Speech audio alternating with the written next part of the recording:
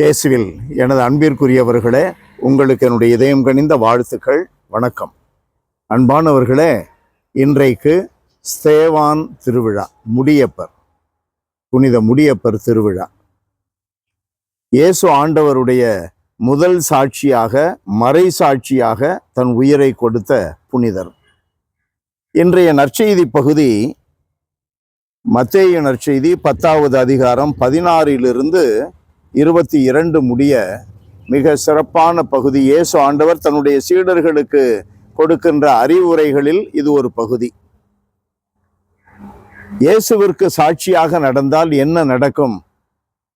யூதர்கள் முன்னும் பிற இனத்தவர் முன்னும் சான்று பகர்வீர்கள். இப்படி அவர்கள் உங்களை ஒப்புவிக்கும் பொழுது என்ன பேசுவது, எப்படி பேசுவது என நீங்கள் கவலைப்பட வேண்டாம்.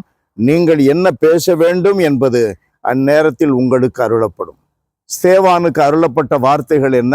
அவரை கல்லால் அடித்து கொல்லுகிறார்கள். அடித்து கொண்டிருப்பவர்களை பார்த்து, அடித்து கொண்டிருப்பவர்களை மனதிலே வைத்து, தந்தையே, இவர்களுடைய பாவங்களை மன்னியும் என்று சொல்லுகிறார். எவ்வளவு அற்புதமான ஒரு நம்பிக்கையாளர் பாருங்கள் புனித ஸ்தேவான். இயேசு ஆண்டவர் அதை சொல்லிக் கொடுக்கிறார், நமக்கு சொல்லிக் கொடுக்கிறார். சிலுவையிலே அவர் தொங்கும் பொழுது தன்னை கொலை செய்கின்ற அவர்கள் கீழே நிற்கிறவர்களுக்காக தந்தை கடவுளிடம் மன்றாடுகிறார். தந்தையே, இவர்கள் செய்வது என்னதென்று அறியாமல் செய்கிறார்கள், இவர்களை மன்னியும். அடுத்து உடனடியாக அவருக்கு சாட்சியாக வருபவர் யார்? ஸ்தேவான். தந்தையே, இவர்களை மன்னியும் என்று தன்னை கல்லால் அடிக்கின்றவர்களுக்கு வேண்டுகிறார். தந்தை கடவுளிடம் வேண்டுகிறார், இயேசுவே, இவர்களை மன்னியும். நம்முடைய வாழ்க்கையிலே இயேசு நமக்கு குறிப்பிட்டு சொல்லுகிறார், என் பெயரின் பொருட்டு உங்களை எல்லாரும் வெறுப்பர், இறுதி வரை மன உறுதியுடன் இருப்போரே மீட்கப்படுவர். அன்பானவர்களே, நம்முடைய வாழ்க்கையிலே கடவுளுடைய மதிப்பீடுகளின்படி நடக்க ஆரம்பித்தால், உண்மைக்கு சான்று பகர்ந்தால், அன்புதான் நம்முடைய வாழ்வில் பிரதானம் என்று வாழ ஆரம்பித்தால், இந்த உலகம் அதை ஏற்றுக்கொள்ளாது. நம்மிடமிருந்து அன்பை எதிர்பார்க்கும், அதை அனுபவிக்கும், ஆனால் நம்மை ஏற்றுக்கொள்ளாது. நமக்கு எதிராகத்தான் உலகம் செயல்படும்.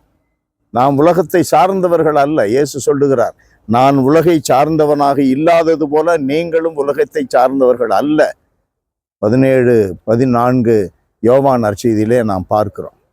ஆகவே நம்முடைய வாழ்விலே இயேசுவுக்கு சான்று பகர்வது என்றால் உயிரை கொடுக்கவும் துணிந்து விட்டோம் என்பது பொருள்.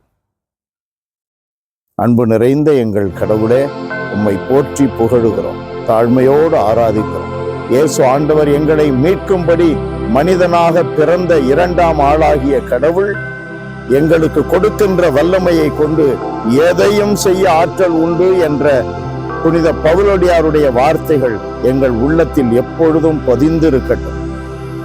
இந்த உலகம் உங்களை ஏற்றுக்கொள்ளாது, எனக்கு சான்று பகருங்கள் என்று இயேசு சொன்ன வார்த்தைகள் எங்களை தொடர்ந்து வழிநடத்தட்டும். இயேசுவின் நாமத்திலேயே ஜெபிக்கிறோம் பிதாவே. ஆமென், ஆமென்.